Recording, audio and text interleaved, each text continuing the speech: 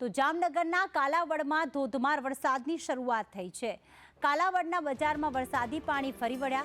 કાલાવડ શહેર અને ગ્રામ્ય વિસ્તારમાં ધોધમાર વરસાદ વરસ્યો। જસાપર, નિકાવા, રાજસ્થલી, શીશાંગમાં વરસાદની શરૂઆત। આ ઉપરાંત આણંદ પર, નાના વડાલા અને મોટા વડાલામાં પણ વરસાદ વરસી રહ્યો છે। બેડિયા સહિત અનેક ગ્રામ્ય વિસ્તારોમાં વરસાદની શરૂઆત થઈ છે।